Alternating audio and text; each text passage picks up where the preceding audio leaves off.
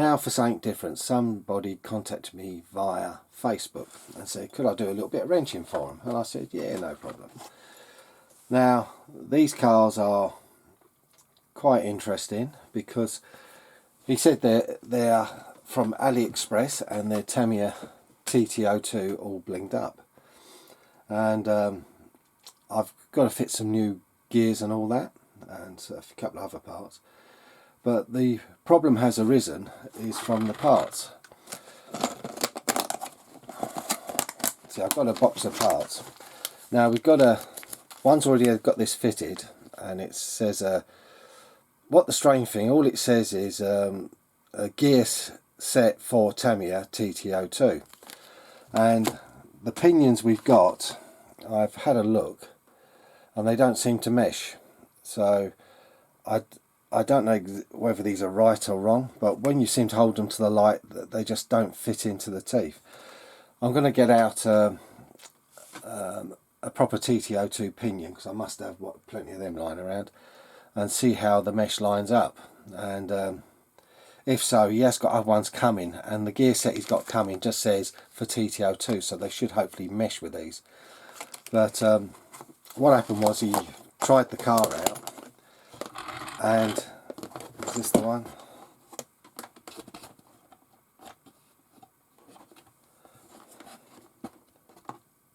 No, that's not the one. This is the one.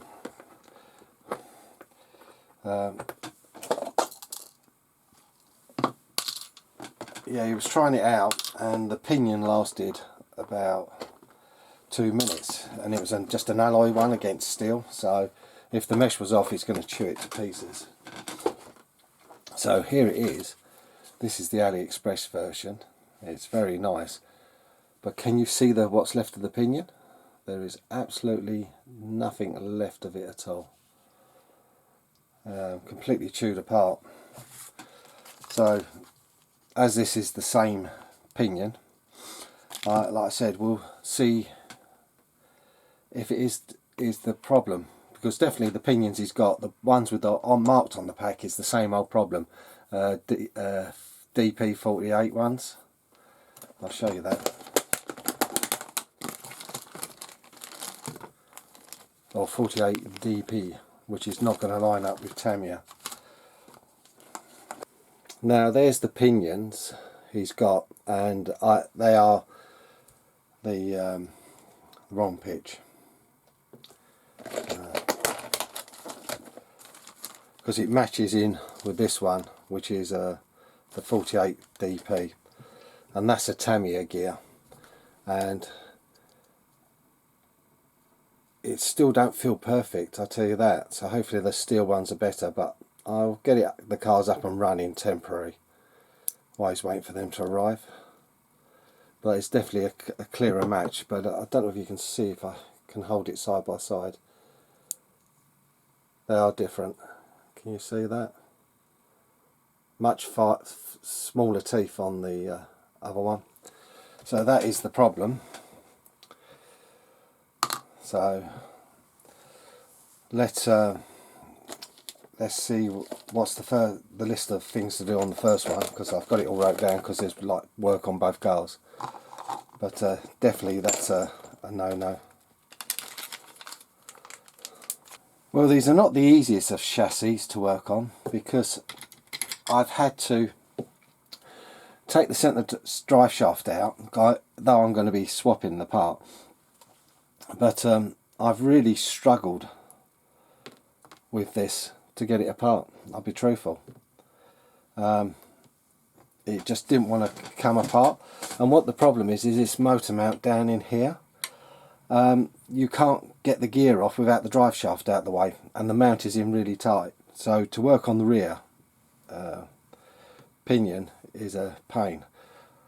Luckily I haven't got to do too much to it to swap it over, but yeah, there's odd problems with this as it goes. You know, it's everything's metal does make a difference, and like I said, to get the mount off, I was going to drop the mount, but that is too hard. The screws have been really tight. So let's get this swapped over and back together. There we go, the first one's finished. I've put on, like I said, a temporary Tamiya pinion, and these cars are PMMs, if you wanted to know. I've just realised he said that. So it's now got the steel cups back in the centre. It seems a little bit stiff to me. It does seem really stiff. You know what I'm saying? But this one is going to be his fast one. But that's just not rolling nice. You know what I'm saying? There's movement, and I've put some grease in. We'll see how it goes. Well, this is the trouble with these cars where they make loads of parts. Their tolerances can be a little bit off.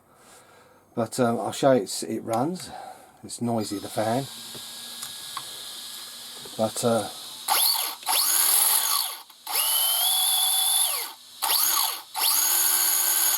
see what I mean?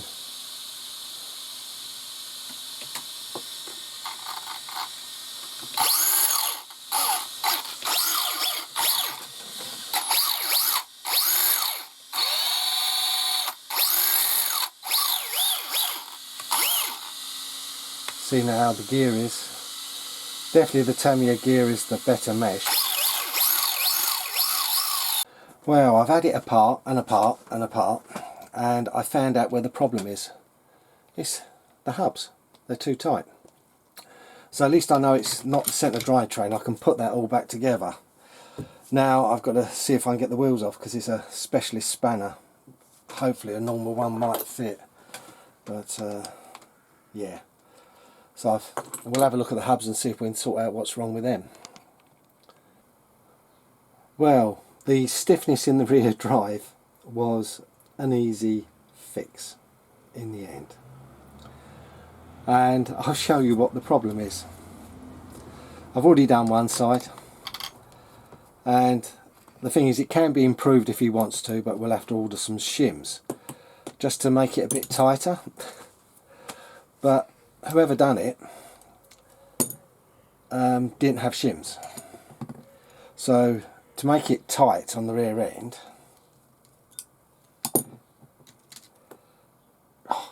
yep, you see how tight this is? This is why it's so, the drivetrain's so bad.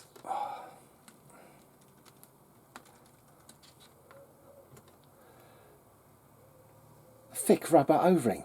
No wonder it's not turning right. You know, now the diff, look how easy that is. I know it might be for limited slip, but I don't recommend it. If you want the, you know,